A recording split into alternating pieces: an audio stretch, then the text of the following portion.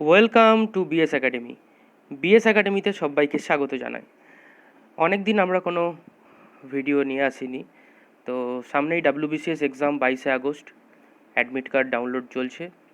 এই সময় তোমাদের পড়াশোনায় একটু গতি বাড়াতে আমরা নিয়ে এসেছি প্রত্যেকটি বিষয়ের অর্থাৎ জেনারেল স্টাডিজের ওপর ওয়ান লাইনার।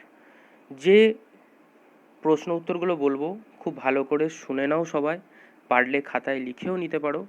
তবে এখন আর সেই লেখার সময় নেই, বারবার ভিডিওটা শুনতে থাকবে, তোমাদের অনেক কাজে আসবে। তো আমরা কথা আর না বাড়িয়ে চলে যাব। আজকে আমাদের টপিক হচ্ছে ইন্ডিয়ান পলিটি। ইন্ডিয়ান পলিটির normal fundamental rights, fundamental duties, DPSP, important articles, কিছু ইম্পর্টেন্ট অ্যামেন্ডমেন্টস, এরপরেও কিছু অনেক ছোট্টখাটো ব্যাপার থাকে, high court, supreme court, state legislative assembly, council, Lok Sabha, Rajya Sabha, president, prime minister, chief minister, governor, এসব থেকেই কিছু কিছু ভেতর থেকে একটু প্রশ্ন আসে, ট্রিকি প্রশ্ন। তো আমরা সমস্ত কিছুই চেষ্টা করব এই একটা ভিডিওর মধ্যে তুলে ধরার। খুব ইম্পর্টেন্ট প্রশ্ন, উত্তর ভালো করে শোনো, বারবার শোনো। প্রথম যে প্রশ্নটা আলোচনা করব, পরীক্ষায় আসে, সেটা বলবে যে রাজ্যসভা এক্সিস্টেন্স হয়েছিল, মানে রাজ্যসভা প্রথম এসেছিল কত সালে, এমনকি ডেটটাও জিজ্ঞেস করে। সেটার ক্ষেত্রে অ্যান্সার হবে এপ্রিল 3, 1952। তোমরা মনে রাখবে 3-4-52, 3-4-52, অর্থাৎ 3 এপ্রিল 1952। এবং রাজ্যসভার প্রথম মিটিংটা হয়েছিল 13 মে 1952, অর্থাৎ 13-5-1952। এটাও কিন্তু পড়বে। সেম যেমন রাজ্যসভার হলো, সেরকম লোকসভার ক্ষেত্রে যে প্রথম সেশনটা বসেছিল সেটাও কিন্তু 13 মে 1952, ডেট সেম, 13-5-1952, মনে রাখবে। আচ্ছা, এবার আমাদের যে লোকসভা ইলেকশনটা হলো এবছর মানে 2019 যেটা হয়েছে, তো সেটা কত নাম্বার ছিল মনে রাখতে হবে, 17 নাম্বার। আচ্ছা, আরেকটা কারেন্ট অ্যাফেয়ার্সে নতুন জিনিস অ্যাড হয়েছে, যেটা তোমাদের এই polity related. Lok Sabha TV, Rajya Sabha TV একসাথে হয়ে সংসদ টিভি হয়েছে, এটাও শুনে রাখো, এর সাথে রিলেটেড বলে বললাম। এবার প্রশ্ন যে রাজ্যসভার এক্সিস্টেন্স কখন থেকে, মানে কিসের ভিত্তিতে রাজ্যসভা তৈরি হয়, সেটা হচ্ছে মন্টেগু চেমসফোর্ড রিপোর্ট। 1919-এর মন্টেগু চেমসফোর্ড রিপোর্ট অনুযায়ী ঠিক হয়। আচ্ছা, রাজ্যসভার যে স্ট্রেংথ, ইন্ডিয়ান কনস্টিটিউশন বলে দিয়েছে যে ম্যাক্সিমাম স্ট্রেংথ অফ রাজ্যসভা হচ্ছে 250, সেটা কত নম্বর আর্টিকেল থেকে বলা যায়? আর্টিকেল 80। আচ্ছা, কোয়ালিফিকেশন ফর মেম্বারশিপ অফ পার্লামেন্টের মেম্বারশিপের কোয়ালিফিকেশন, সেটা কত নম্বর আর্টিকেল? 84 নম্বর আর্টিকেল। আচ্ছা, রাজ্যসভার একজন সদস্য হতে গেলে তার মিনিমাম এজ কত হতে হয়? 30 বছর। আর লোকসভার ক্ষেত্রে 25 বছর। তাহলে এজগুলো মনে রাখতে হবে, 25 আর 30, লোকসভার 25, রাজ্যসভার 30।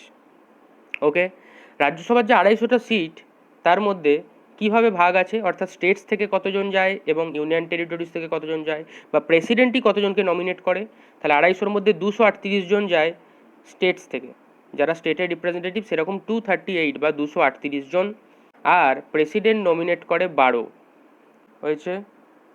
আচ্ছা, কত নাম্বার শিডিউল বলে যে রাজ্যসভার যে সিটসের অ্যালোকেশন, সেটা কত নম্বর শিডিউল থেকে জানা যায়? 4th schedule. আর এই অ্যালোকেশন অফ সিটসটা কীভাবে হয়, কিসের ভিত্তিতে?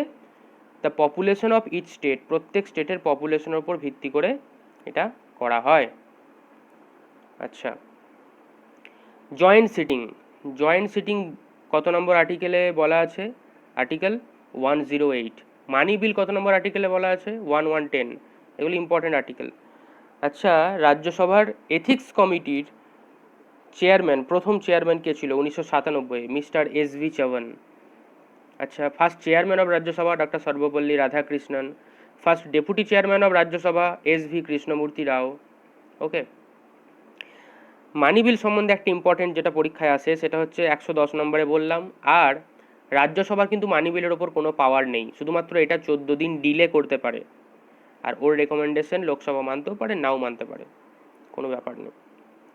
কনস্টিটিউশনাল অ্যামেন্ডমেন্ট আমরা পাই 368 নম্বর ধারায়। এমার্জেন্সি আমাদের আছে 352, 356, 360 এই ধারায়। অল ইন্ডিয়া সার্ভিস ক্রিয়েশন আছে আর্টিকেল 312-তে। আর রাজ্যসভার স্টেটস লিস্ট থেকে কিছু অ্যামেন্ডমেন্ট করা বা কিছু বানানোর যে আর্টিকেল সেটা 249-এ আছে।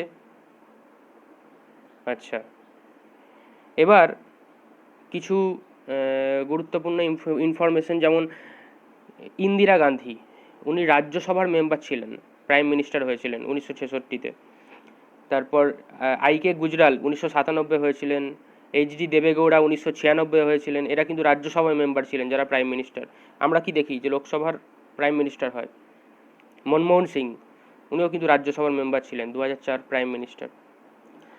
এবার গেল রাজ্যসভা গেল। লোকসভাতে আমরা দেখতে পাই যে 552টি সিট, তার মধ্যে 530টা রিপ্রেজেন্টেশন থাকে স্টেটস থেকে, 20টা থাকে ইউটি থেকে, অর্থাৎ 30 আর 20 50 হলো, আর দুজন থাকে nominated by the president from the Anglo Indian community. আচ্ছা, তাহলে আমরা রাজ্যসভায় বলেছিলাম প্রেসিডেন্ট নমিনেট করতে পারে 12 জনকে, আর লোকসভায় করে 2 জনকে। হ্যাঁ, আরেকটা কথা, রাজ্যসভায় শুধুমাত্র 2টো ইউনিয়ন টেরিটরিজই তাদের রিপ্রেজেন্টেটিভ দেয়, একটা দিল্লি আর একটা পুদুচেরি। এবার পরের প্রশ্ন, খুব ইম্পর্টেন্ট আর্টিকেল, সেটা হচ্ছে কততম কনস্টিটিউশনাল অ্যামেন্ডমেন্টে ভোটিং এজকে 21 থেকে কমিয়ে 18 করা হয়েছে। 61st অ্যামেন্ডমেন্ট অ্যাক্ট 1989, অর্থাৎ 1989 সালের 61তম অ্যামেন্ডমেন্টে 1989 সালের 61তম অ্যামেন্ডমেন্ট অ্যাক্টে ভোটিং এজকে 21 থেকে কমিয়ে 18 করা হয়েছে। ঠিক আছে। আচ্ছা, এবার লোকসভার বললাম 25 বছর বয়স হতে হবে মিনিমাম, রাজ্যসভার বললাম 30 বছর হতে হবে। ওকে, এই দুটো ইম্পর্টেন্ট গেল। আচ্ছা, লোকসভা প্রথম তৈরি হয়েছিল 17 এপ্রিল 1952, ডেটটা মনে রাখবে, 17 এপ্রিল 1952, 17/4/1952। এবার আমরা একটা ইম্পর্টেন্ট কমিটির নাম বলবো, সেটা হচ্ছে পাবলিক অ্যাকাউন্টস কমিটি বা পিএসসি, যেখান থেকে প্রশ্ন আসে।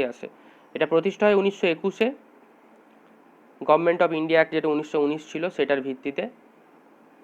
22টা মেম্বার থাকে, এটা যেটা ইম্পর্টেন্ট পড়ে সেটা হচ্ছে 22টা মেম্বার থাকে। 15 জন ইলেক্টেড হয় লোকসভা থেকে, 7 জন ইলেক্টেড হয় রাজ্যসভা থেকে। তাহলে পিএসসি বা পাবলিক অ্যাকাউন্টস কমিটির 22 জন মেম্বার থাকে, তার কিন্তু 15 জন নির্বাচিত হয় লোকসভা থেকে, 7 জন হয় রাজ্যসভা থেকে। আর মেম্বার যারা নিযুক্ত হয় তারা কোন পদ্ধতিতে নিযুক্ত হয়? Proportional representation by means of single transferable vote. ঠিক আছে, ইন বোথ দ্য হাউসেস। আচ্ছা, পিএসসির প্রত্যেকটা যে মেম্বার থাকে তাদের টার্ম অফ অফিস, অর্থাৎ কতদিনের জন্য তারা নিযুক্ত থাকে? 1 ইয়ার।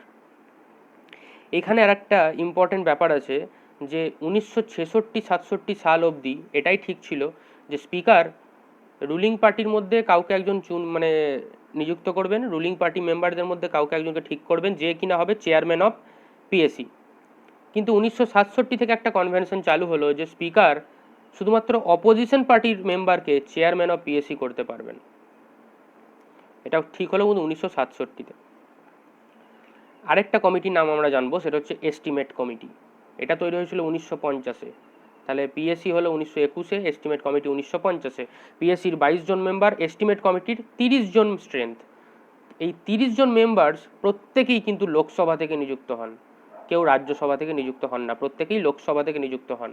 এদের মেম্বারদেরও টার্ম অফ অফিস কিন্তু 1 ইয়ার। ওকে, এবার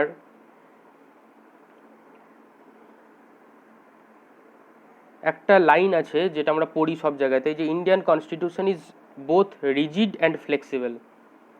এটা অপশানে পাওয়া যায় সব জায়গাতে, যে Indian constitution is both rigid and flexible. এর মানেটা কি? রিজিড মানে বলা হয় যে এটা অ্যামেন্ড করা যায় উইথ এ স্পেশাল মেজরিটি, আর ফ্লেক্সিবল মানে হচ্ছে এটা অ্যামেন্ড করা যায় উইথ এ সিম্পল মেজরিটি।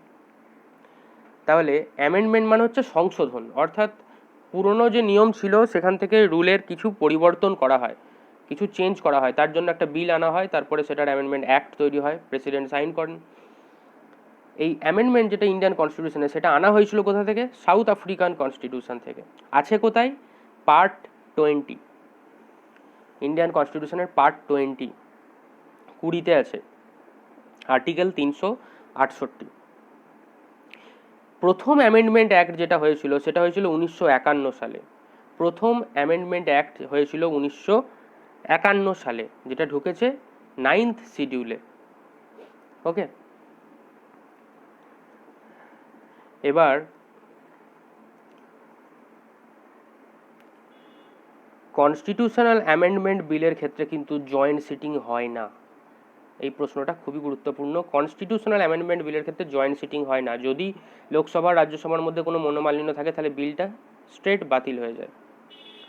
এবার ইন্ডিয়ান কনস্টিটিউশনের প্রিয়াম্বল সম্বন্ধে কয়েকজন ব্যক্তির গুরুত্বপূর্ণ কোটেশন শুনবো, যেগুলো পরীক্ষায় থাকে। পলিটিক্যাল হরোস্কোপ বলেছিলেন প্রিয়াম্বলকে কে? K M Munshi. Political horoscope বলেছিলেন K M Munshi. Key note to the constitution কে বলেছিলেন? Ernest Barker. Key note to the constitution? Ernest Barker. Soul of the constitution Thakurdas ভার্গব।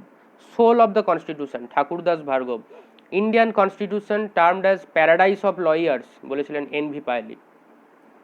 তাহলে political horoscope K M Munshi, key note to the constitution Ernest Barker, soul of the constitution Thakurdas Bhargava, Indian constitution termed as paradise of lawyers N V পায়লি।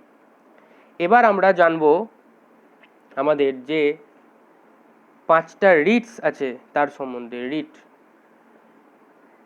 1 number Ritz হচ্ছে habeas corpus, অর্থাৎ বন্দি প্রত্যক্ষীকরণ। এটার মানেটা কি? যে বন্দি থাকবে তাকে আদালতে সশরীরে হাজির করা, যেটা ইংলিশ আমরা পাই you may have the body. এটা হচ্ছে habeas corpus.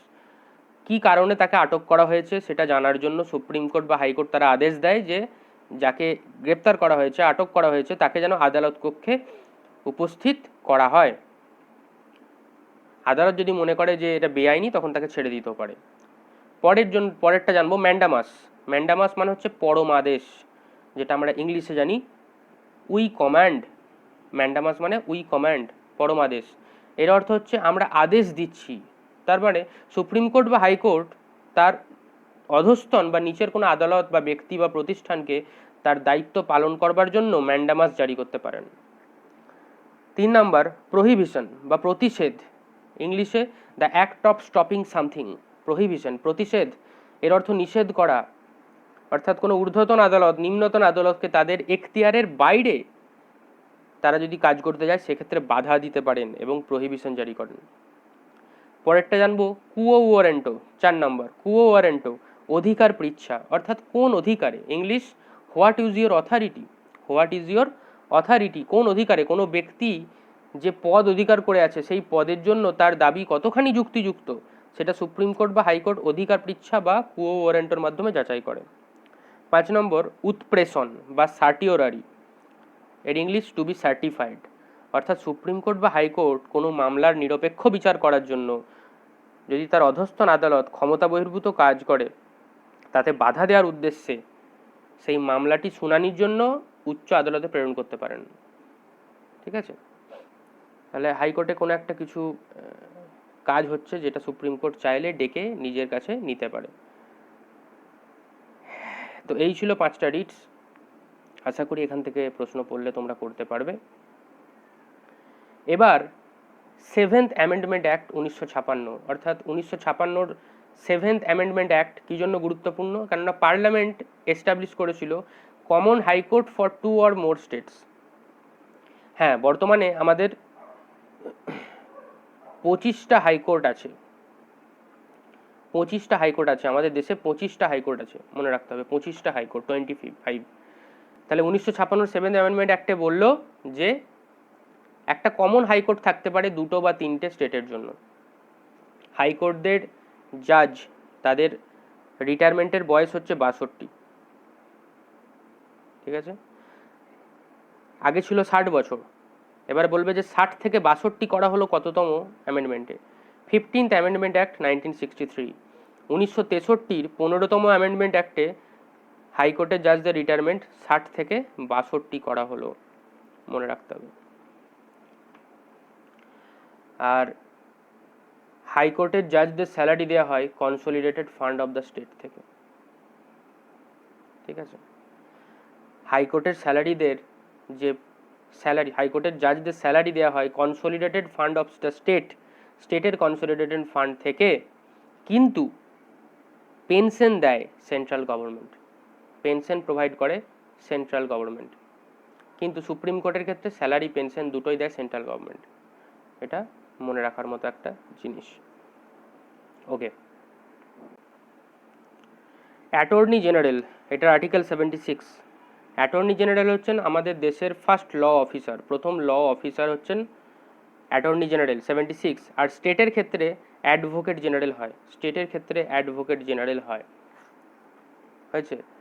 Solicitor general, solicitor general হচ্ছেন অ্যাটর্নি জেনারেলের subordinate, second law officer of the country, ওনাকে second law officer of the country বলা হয়। ফার্স্ট সলিসিটার জেনারেল, প্রথম সলিসিটার জেনারেল ছিলেন ভারতের সিকে দপ্তরি, সিকে দপ্তরি। এখন আছেন Tushar Mehta solicitor general. Solicitor general যারা হন তারা অ্যাপয়েন্ট হন 3 বছরের জন্য, মনে রাখতে হবে 3 বছরের জন্য। তাহলে অ্যাটর্নি জেনারেল 76 হলো, অ্যাডভোকেট জেনারেল কত নম্বর আর্টিকেল? 165 হলো। ওকে, এবার একটা ট্রিক্সের মাধ্যমে শিডিউলটা আমি বলবো, এটা মনে রাখার খুব দরকার এবং মনে রাখা খুবই সহজ। 12টা শিডিউল আছে আমাদের, সেটার জন্য যে ট্রিক্সটা হচ্ছে সেটা হচ্ছে tears of old PM. Tears of old PM, tears মানে কান্না, ওল্ড পিএম পুরনো প্রধানমন্ত্রী, TEARS, tears of OF of old, OLD old, PM PM. তাহলে 12টা অক্ষর আছে। এবারে টিয়ার্সে টি মিনস টেরিটরি, অর্থাৎ 1 নম্বর শিডিউলে name and extent of the state. অর্থাৎ এমুলমেন্টস, অর্থাৎ স্যালারি এমুলমেন্ট, এগুলো দেওয়া হবে president, vice president, supreme court, high court, জাজ, এদের। দুটো গেল। 3 নম্বর এ মানে হচ্ছে অ্যাফার্মেশন, অর্থাৎ ওয়েথ মানে হচ্ছে যেটা আমরা ওথ নিই কোন পোস্টে, কোনো পোস্টে যখন কেউ বিলং করে, ফার্স্ট স্টার্ট করে। 4 নম্বর অর্থাৎ Rajya Sabha seats, allocation of seats in Rajya Sabha, প্রথমেই বলেছিলাম যে 4 শিডিউলে আছে অ্যালোকেশন অফ রাজ্যসভা সিট। এবার এস হচ্ছে শিডিউল ট্রাইবস, এসটা হচ্ছে administrative control in SC/ST area. এবারে ও হচ্ছে other tribal areas, other tribal এরিয়াজের মধ্যে পড়ে আসাম, মেঘালয়, ত্রিপুরা, মিজোরাম, এদের সম্বন্ধে বলা আছে। হলো টিয়ার্স ও গেল। এফ হচ্ছে ফেডারেল, অর্থাৎ power division by 3 list, state list, union list, concurrent list, 3টে লিস্ট আছে, হয়ে গেল এফ। তাহলে 7টা পেরিয়ে গেল। এবারে 8 হচ্ছে ও, অর্থাৎ অফিসিয়াল ল্যাঙ্গুয়েজ, 22টা অফিসিয়াল ল্যাঙ্গুয়েজ আছে, এটা সম্বন্ধে বলছি একটু পরে। এবারে এল হচ্ছে ল্যান্ড রিফর্ম, 10 নম্বর। Defection, anti defection, 11, 12। পি হচ্ছে পঞ্চায়েত, এম হচ্ছে মিউনিসিপ্যালিটি। তাহলে এই হচ্ছে ব্যাপার। এইভাবে টিয়ার্স অফ ওল্ড পিএম দিয়ে আমরা তাহলে কি মনে রাখবো? টি ফর টেরিটরি, ই হচ্ছে এমুলমেন্টস, এ হচ্ছে অ্যাফার্মেশন, আর হচ্ছে রাজ্যসভা সিটস, এস হচ্ছে শিডিউল ট্রাইবস, ঠিক আছে, ও হচ্ছে আদার ট্রাইবাল এরিয়াজ, এফ হচ্ছে ফেডারেল ব্যাপার, তারপরের ও হচ্ছে অফিসিয়াল ল্যাঙ্গুয়েজ, এল হচ্ছে ল্যান্ড রিফর্ম, ডি হচ্ছে ডিফেকশন, পি হচ্ছে পঞ্চায়েত, এম হচ্ছে মিউনিসিপ্যালিটি। ল্যাঙ্গুয়েজের ব্যাপার যেটা হচ্ছে সেটা হচ্ছে প্রথমে আমাদের 14টা ল্যাঙ্গুয়েজ ছিল, তারপর 21তম অ্যামেন্ডমেন্ট অ্যাক্ট 1967-তে একটা ল্যাঙ্গুয়েজ ঢুকলো, সিন্ধি। তারপরে 71তম অ্যামেন্ডমেন্ট অ্যাক্ট 1992 আবার 3টে ঢুকলো, কোঙ্কনি, নেপালি, মণিপুরি। তারপর আবার 92তম অ্যামেন্ডমেন্ট অ্যাক্ট 2003-এ 4টে ঢুকলো, যেটা 22টা হয়ে গেল। 4টে কি ঢুকলো? সাঁওতালি, বোদো, ডোংরি, মৈথিলি। তাহলে মনে রাখতে হবে যে কখন পরপর কি কি ভাষা ঢুকলো। এবার কয়েকটা ইম্পর্টেন্ট অ্যামেন্ডমেন্টস দেখে নেবো। ফার্স্ট যেটা বললাম, প্রথম অ্যামেন্ডমেন্ট অ্যাক্ট যেটা 1951 হয়েছিল, সেটা 9th শিডিউলে ঢুকেছে। 7th অ্যামেন্ডমেন্ট অ্যাক্ট 1956, এখানে বলা হলো যে common high court for 2 or more state. 24th amendment act 1971, এখানে কম্পালসারি করা হলো যে প্রেসিডেন্ট কনস্টিটিউশনাল অ্যামেন্ডমেন্ট বিলে অ্যাসেন্ট দিতে বাধ্য। আর পার্লামেন্টের পাওয়ার আছে কনস্টিটিউশনের এনি পার্টকে, অর্থাৎ ইনক্লুডিং ফান্ডামেন্টাল রাইটকে অ্যামেন্ড করার। 36th অ্যামেন্ডমেন্ট অ্যাক্ট 1975, 1975-এর 36তম অ্যামেন্ডমেন্ট অ্যাক্টে সিকিমকে একটা ফুল ফ্লেজ স্টেট করা হলো। 42তম অ্যামেন্ডমেন্ট অ্যাক্ট 1976, যেটাকে বলা হয় মিনি কনস্টিটিউশন, এখানে 3টে ওয়ার্ড ঢোকানো হলো প্রিয়াম্বেলে, সোশ্যালিস্ট, সেকুলার ইন্টিগ্রিটি, খুবই গুরুত্বপূর্ণ। সোশ্যালিস্ট, সেকুলার, ইন্টিগ্রিটি, এই তিনটে টার্ম ঢোকানো হলো 42তম অ্যামেন্ডমেন্ট অ্যাক্ট 1976-এ। ফান্ডামেন্টাল ডিউটিস ঢোকানো হলো, ফান্ডামেন্টাল ডিউটিস ঢোকানো হলো, যেটা পার্ট 4A তে আছে, রেকমেন্ডেশন অফ স্বরণ সিং কমিটি। তারপর অ্যাডমিনিস্ট্রেটিভ ট্রাইব্যুনাল ঢোকানো হলো, যেটা আছে পার্ট 14A, এবং এটাও প্রেসিডেন্টকে এটাতে বাউন্ড করা হলো যে তারা তিনি ক্যাবিনেটের অ্যাডভাইস মানতে বাধ্য। ওকে, আর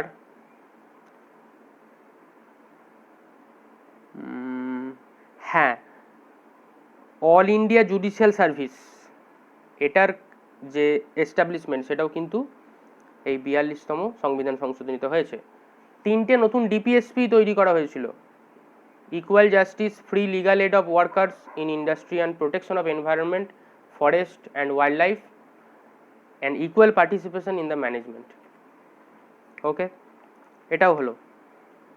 44th অ্যামেন্ডমেন্ট অ্যাক্ট 1978-এ কি হলো, যে প্রেসিডেন্ট প্রথমবার একটা বিল তার কাছে যখন আসে, সেটাকে প্রথমবার তিনি কনসিডারেশনের জন্য সেন্ড করতে পারেন, কিন্তু দ্বিতীয়বার তিনি তাতে আবার ফিরে আসে বিলটা, তাতে সাইন করতে বাধ্য।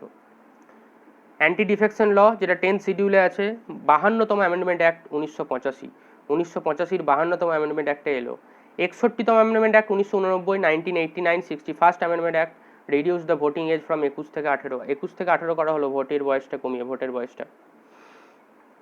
National commission for SC and ST, তার এস্টাবলিশমেন্ট হলো 65th অ্যামেন্ডমেন্ট অ্যাক্ট 1990, অর্থাৎ 1990-এর 65তম অ্যামেন্ডমেন্টে। 73তম amendment act 1992, panchayati raj institution এলো, যেটা পার্ট 9-এ আর 11th শিডিউলে। 74তম অ্যামেন্ডমেন্ট অ্যাক্ট 1992, যেটা এলো মিউনিসিপ্যালিটি, পার্ট 9A, 12 নম্বর শিডিউল। 86th অ্যামেন্ডমেন্ট অ্যাক্ট 2002, এলিমেন্টারি এডুকেশনকে ফান্ডামেন্টাল রাইট করা হলো 6 থেকে 14 বছর বয়সী শিশুদের জন্য। ডিপিএসপিতে যোগ করা হলো আর্টিকেল 45-এ, যে 0 থেকে 6 বছর বয়স পর্যন্ত শিশুদের ফ্রি এডুকেশন, বাধ্যতামূলক শিক্ষা। ফান্ডামেন্টাল ডিউটিসে ঢোকানো হলো 51A-তে, duties of parents to educate children 6 থেকে 14 বছর। ঠিক আছে। 84th অ্যামেন্ডমেন্ট অ্যাক্ট 2001, লোকসভা এবং এসএলএ এদের সিটসগুলো 2026 পর্যন্ত রিজার্ভ করা হয়েছে। ওকে, এবার আর বাকি যে ভাষার সময় যে অ্যামেন্ডমেন্ট অ্যাক্টগুলো বললাম, যে সিন্ধি কখন এসছে, মণিপুরি কখন এসছে, বোদো ডোগরি কখন এসছে, এই অ্যামেন্ডমেন্ট অ্যাক্টগুলো কিন্তু গুরুত্বপূর্ণ। আর 101তম অ্যামেন্ডমেন্ট বা 122তম বিল, সেটা হচ্ছে জিএসটির, এটা মনে রাখতে হবে।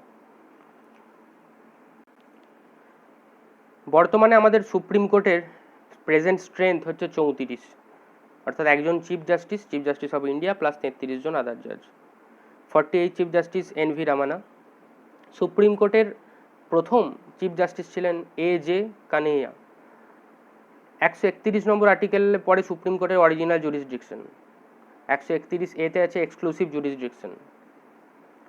অ্যাপিলেটরি জুরিসডিকশনের 132-এ আছে সার্টেন কেসেসের জন্য, 133 নম্বর আর্টিকেল সিভিল ম্যাটার্সের জন্য, 134 হচ্ছে ক্রিমিনাল কেসের জন্য। এগুলো কিন্তু পরীক্ষায় আসে। সুপ্রিম কোর্টের এস্টাবলিশমেন্ট হয়েছে জানুয়ারি 28, 1950, অর্থাৎ 28শে জানুয়ারি 1950। সুপ্রিম কোর্টের যারা বিচারপতি তাদের 65 বছর বয়সে রিটায়ারমেন্ট। কত বছর বয়সে? 65 বছর বয়সে রিটায়ারমেন্ট। ফিনান্স কমিশন একটা কোয়াসি জুডিশিয়াল বডি, এবং আর্টিকেল 280-তে এর সম্বন্ধে বলা আছে প্রতি 5 বছর অন্তর প্রেসিডেন্ট এটা নিয়োগ করেন। 280 নম্বর আর্টিকেল, কোয়াসি জুডিশিয়াল বডি, 5 বছর ছাড়া হয়। মেম্বার আছে 5 জন, একজন চেয়ারম্যান এবং 4 জন আদার্স মেম্বার। ফান্ডামেন্টাল ডিউটি সম্বন্ধে কয়েকটা কথা বলবো। স্বরণ সিং কমিটির দ্বারা ফান্ডামেন্টাল ডিউটি এসেছে, দেখেছেন আপনারা 42তম সংবিধান সংশোধন 1976-এ, পার্ট 4A-তে আছে, আর্টিকেল 51A-তে। এই কমিটির প্রথমে আগে স্বরণ সিং কমিটি বলেছিল 8টা এফডি ছিল, যেটা প্রথমে তারা বলেছিল এটা 10টা এফডি করতে হবে। এফডির ধারণাটা আমরা নিয়েছি তখনকার ইউএসএসআর থেকে, সোভিয়েত ইউনিয়ন। ওকে, 11th ফান্ডামেন্টাল ডিউটি 2002 86th অ্যামেন্ডমেন্টে যোগ হয়। তাহলে প্রথমে 8টা ছিল, তারপর শরণ সিং কমিটি বললো 10টা, তারপরে আবার 86 অ্যামেন্ডমেন্ট 2002-এ ওটা হয়ে গেল 11টা। তাহলে আমাদের ফান্ডামেন্টাল ডিউটি কটা আছে টোটাল? 11টা। পার্ট 4-এ আর্টিকেল 51-এ শরণ সিং কমিটির দ্বারা তৈরি হয়েছে। আরেকটা খুব গুরুত্বপূর্ণ জিনিসের কথা জানবো আমরা, ন্যাশনাল গ্রিন ট্রাইব্যুনাল বা এনজিটি, ন্যাশনাল গ্রিন ট্রাইব্যুনাল। এটা এসছে, ডেট সমেত মুখস্থ করতে হবে। এটা এস্টাবলিশমেন্ট হয়েছে 18th অক্টোবর 2010, 2010-এর 18ই October, under the NGT act 2010। ঠিক আছে, বর্তমানে এর 7টা মেম্বার আছে, একজন চেয়ারম্যান আর বাকি 6জন মেম্বার। তার মধ্যে যিনি চেয়ারম্যান হন তিনি জুডিশিয়াল মেম্বার থেকে নিয়োগ হন। তাহলে অ্যাকচুয়ালি এটার আগে ব্যাপারটা বলি, এনজিটির মানে মেম্বারদের দুটো ভাগ থাকে, একটা হচ্ছে এক্সপার্ট মেম্বার, একটা জুডিশিয়াল মেম্বার। ঠিক আছে, তো এই অ্যাক্টে বলা ছিল যে দুটো পার্ট থেকে 20 জন করে টোটাল নিযুক্ত হতে পারেন, অর্থাৎ 40। কিন্তু বর্তমানে তার মধ্যে 3জন এক্সপার্ট মেম্বার আছে আর 3জন জুডিশিয়াল মেম্বার আছে, 3 3 6 প্লাস চেয়ারম্যান একজন, 7জন। এবং এখন চেয়ারম্যান আছেন আদর্শ কুমার গোয়েল। আদর্শ কুমার গোয়েল এনজিটি চেয়ারম্যান, আদর্শ কুমার গোয়েল। ফার্স্ট চেয়ারম্যান ছিলেন 18 অক্টোবরে লোকেশ্বর সিং পান্টা। লোকেশ্বর সিং পান্টা, লোকেশ্বর সিং। ওকে, এখন আছেন আদর্শ কুমার গোয়েল, এটা মনে রাখতে হবে। এর হেডকোয়ার্টার হচ্ছে নিউ দিল্লি। আর এছাড়াও চেম্বার আছে 4টে, ভোপাল, পুনে, কলকাতা, চেন্নাই। ভোপাল, পুনে, কলকাতা। ইউপিএসসি অর্থাৎ ইউনিয়ন পাবলিক সার্ভিস কমিশন, যে আমাদের ইয়েতে বলা আছে কনস্টিটিউশনে, there shall be a PSC of the union and PSC for the states, article 315 অর্থাৎ আর্টিকেল 315। এটা একটা কনস্টিটিউশনাল বডি, 3টে ভাগ আছে, আইএএস, আইপিএস, আইএফএস। বর্তমানে ইউপিএসসি চেয়ারম্যান আছেন প্রদীপ কুমার যোশী, এবং বর্তমানে প্রেজেন্ট স্ট্রেংথ ইউপিএসসির 10, 9জন প্লাস একজন চেয়ারম্যান, বাকি 10জন মেম্বার্স। 2021-এর চেয়ারম্যান হচ্ছে প্রদীপ কুমার যোশী। পরের one liner, consolidated fund article 266, contingency fund article 267। ওকে, বেরুবাড়ি যে ওপিনিয়ন ছিল, কেস ছিল, সেটা 1960-তে, যেখানে বলা হয়েছিল preamble not a part of the constitution. তারপরে 1973-এ Keshavananda Bharati versus state of কেরালায় বলা হলো যে না, preamble is a part of constitution 1973-তে।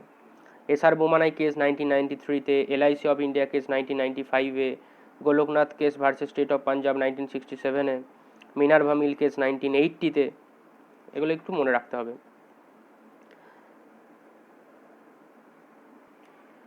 VV গিরি, ইনি হচ্ছেন 1969 সালের president as an independent candidate. একজন ইন্ডিপেন্ডেন্ট ক্যান্ডিডেট ছিলেন, অর্থাৎ কোনো তথাকথিত পার্টি থেকে বিলং করতেন না। ভিভি গিরি 1969-এ প্রেসিডেন্ট হয়েছিলেন।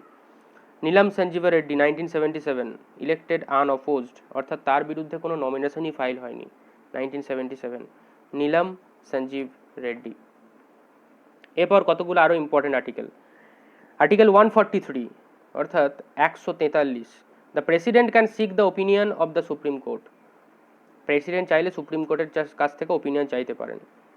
আর্টিকেল 137 অর্থাৎ 137, supreme court is empower to review any judgement or order made by it. Supreme court কোনো জাজমেন্ট বা তার দেওয়া কোনো অর্ডার সেটাকে রিভিউ করতে পারে।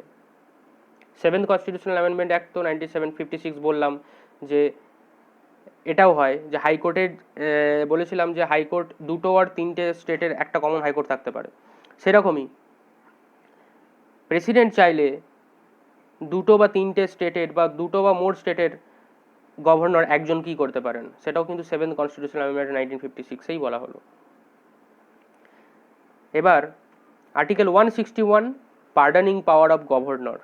Article 213, ordinance making power 6 weeks গভর্নরেরই। Article 213, ordinance making power of governor, এটি কিন্তু মনে রাখতে হবে একটা অর্ডিন্যান্স 6 উইকসের জন্য জারি হয়, 6 সপ্তাহ। Article 200, the governor May reserve the bill for the consideration of president. Governor চাইলে প্রেসিডেন্টের কনসিডারেশনের জন্য বিলটাকে রিজার্ভ করে রাখতে পারেন। এবার লোকসভা যে সেক্রেটারি জেনারেল হয় তাকে কে নিয়োগ করেন? লোকসভা স্পিকার নিয়োগ করেন in consultation with prime minister and the leader of the opposition, অর্থাৎ প্রাইম মিনিস্টারের সঙ্গে আলোচনা করেন এবং অপোজিশনের যে লিডার আছেন তার সঙ্গে আলোচনা করেন। দিল্লি একমাত্র ইউটি যার হাইকোর্ট আছে 1966 সাল থেকে, হাইকোর্ট ফর ইউটিজ 241 আছে। Okay, article 263 interstate council, article 262 interstate water dispute, খুব important article. Article 263 interstate council, article 262 interstate water dispute. Sarkaria commission কখন এসেছিল সেন্টার স্টেটের রিলেশন বিষয়ে? সরকারিয়া কমিশন এসেছিল 1983-তে, জুনে অ্যাপয়েন্ট করা হয়েছিল, আর এর রিপোর্ট দিয়েছিল 1988-এ। এরপর আমরা বলবো জোনাল কাউন্সিল, যেটা তৈরি হয়েছিল স্টেট রিঅর্গানাইজেশন অ্যাক্ট 1956-এর আন্ডারে। 6টা জোনাল কাউন্সিল আছে, northern zone, southern zone, eastern zone, western zone, north eastern zone আর সেন্ট্রাল জোন। কি বললাম? Northern zone, southern zone, eastern zone, western zone, north eastern zone, southern, central zone. Union home minister zonal কাউন্সিলের common chairman হন, prime minister নয়। Union home minister, এই প্রশ্নটা অনেকেই ভুল করে থাকে, ইউনিয়ন হোম মিনিস্টার জোনাল কাউন্সিলের কমন চেয়ারম্যান হয়। লাস্ট যে টপিকটা নিয়ে বলবো সেটা হচ্ছে ডিস্ট্রিবিউশন অফ ট্যাক্স রেভিনিউ, অর্থাৎ 3-4টে আর্টিকেল আছে যেটা ট্যাক্স রিলেটেড, সেটা বলবো, 4টেই ধরো বলবো, 4টে কি 5টা। 1 নম্বর, taxes levied by the centre but collected and appropriated by the states, অর্থাৎ সেন্টার লাগু করে কিন্তু সেগুলো কালেক্ট করে এবং চলে যায় স্টেটের কাছে, যেমন হচ্ছে stamp duty, article 268। Service tax levied by the centre but collected and appropriated by the centre and the states, এবারে সেন্টারই লাগু করছে কিন্তু কালেক্ট করা হচ্ছে, অ্যাপ্রোপ্রিয়েট করছে দুজনেই, সেন্টার এবং state, article 268A। Taxes levied and collected by the centre but assign to the states, এবারে ট্যাক্স লাগু করছেও সেন্ট্রাল গভর্নমেন্ট, কালেক্টও করছে সেন্ট্রাল গভর্নমেন্ট, কিন্তু স্টেটকে দিয়ে দিচ্ছে, সেটা হচ্ছে আর্টিকেল 269। এবারে taxes levied and collected by the centre but distributed between the centre and the states, এবারে ট্যাক্স যেটাকে লেভি করছে এবং কালেক্ট করছে সেন্টার, কিন্তু ভাগ হয়ে যাচ্ছে সেন্টার এবং স্টেট দুটোর মধ্যেই, আর্টিকেল 270। ব্যাস, এই 4টে জানলেই যথেষ্ট। তো এই ট্যাক্সের এই ব্যাপার ছিল। আরও কতগুলো ইম্পর্টেন্ট আর্টিকেল আছে, আর্টিকেল 326 অ্যাডাল্ট সাফরেজ, পার্ট 15-এ আছে, right to vote. Okay, article 326 public interest litigation, PIL যেটা আমরা বলি, পাবলিক ইন্টারেস্ট লিটিগেশন, জনস্বার্থ মামলা, এটা ইন্ট্রোডিউসড হয় PN ভাগবতী যখন ছিলেন চিফ জাস্টিস অফ ইন্ডিয়া, তার আমলে প্রথম PN ভাগবতী, আর এর অরিজিন হচ্ছে অস্ট্রেলিয়া থেকে এর অরিজিন। ইলেকশন কমিশন আছে আর্টিকেল 324-এ, 324-এ আছে ইলেকশন কমিশন, এবং যেখানে বলা আছে যে কতজন ইলেকশন কমিশনার থাকবে তার কিন্তু কোনো ব্যাপার বলা নেই কনস্টিটিউশনে। 1990-এ দীনেশ গোস্বামী কমিটি তারা বলেছিল যে ইলেকশন কমিশনটা 3টে মেম্বারের বডি হবে, একজন চেয়ারম্যান আর 2জন ইলেকশন কমিশনার। আর 1989 যে 61তম অ্যামেন্ডমেন্ট অ্যাক্ট হয়েছিল সেখানে প্রেসিডেন্ট 2জন ইলেকশন কমিশনারকে নিয়োগ করেছিলেন। পরের ওয়ান লাইনার, নাগাল্যান্ডে কোনো পঞ্চায়েতি রাজ ইনস্টিটিউশন নেই, নাগাল্যান্ডে কোনো পঞ্চায়েতি রাজ ব্যবস্থা নেই। আমাদের ইউনিয়নের official language article 343। Central vigilance commission set up হয়েছিল সান্তানাম কমিটির রেকমেন্ডেশনে, central vigilance commission set up হয়েছিল সান্তানাম কমিটির রেকমেন্ডেশনে 1964-র 11 ফেব্রুয়ারি, 1964-র 11 ফেব্রুয়ারি। SC STর জন্য প্রথম কমিশন সেট আপ হয়েছিল কখন? 1978-এ, যার চেয়ারম্যান ছিলেন শ্রী ভোলা পাসওয়ান শাস্ত্রী। 5 জন মেম্বার, একজন চেয়ারম্যান, 4 জন মেম্বার। এরকম ওয়ান লাইনার আরও আছে, সব তো একসাথে শেষ করা নেই। এই ভিডিওর মধ্যে যা বলেছি যথেষ্ট তোমাদের কাজে লাগবে, এবং তোমরা যদি ভালো করে বারবার শোনো পরীক্ষায় অনেক কিছু কমনও পাবে।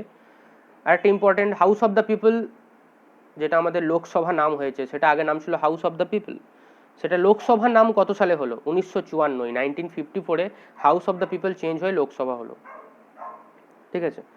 0 আওয়ার, আমাদের ভারতীয় পার্লামেন্টে 0 আওয়ার যেটাকে ইন্ট্রোডিউস করা হয়েছিল কত সালে? 1962-তে। 0 আওয়ার আনা হয়েছিল 1962-তে। আমাদের কনস্টিটিউয়েন্ট অ্যাসেম্বলির কনস্টিটিউশনাল অ্যাডভাইজার ছিলেন কে? BN রাও। একমাত্র অ্যামেন্ডমেন্ট অ্যাক্ট যেটা আনঅ্যানিমাসলি অ্যাডপ্টেড বাই দ্য পার্লামেন্ট, মানে কেউ এর বিরুদ্ধে যায়নি, সবাই একমত হয়ে নিয়েছিল, কোনটা? অ্যান্টি ডিফেকশন যে অ্যামেন্ডমেন্ট অ্যাক্টটা, 52তম অ্যামেন্ডমেন্ট অ্যাক্ট 1985। ওকে, তো আজকের ভিডিও এতটাই। তোমরা পলিটি খুবই একটা ইম্পর্টেন্ট, খুব ইন্টারেস্টিং একটা সাবজেক্ট, তোমরা পড়াশোনা করে যাও, ভিডিওটা বারবার শোনো, অনেক গুরুত্বপূর্ণ প্রশ্ন আছে এবং আমি বলতে পারি যে এর থেকে অনেক প্রশ্ন তোমরা পরীক্ষায় কমন পাবে যদি এগুলো মুখস্থ করে যাও। তো ভালো করে পড়াশোনা করো, পরীক্ষা মন দিয়ে পড়াশোনা করে যাও। আমরা এরকম জেনারেল স্টাডিজের অন্য সাবজেক্টের উপর আরও ভিডিও আনবো। সাথে থেকো, পাশে থেকো। Thank you for listening and watching. Wish you all the best.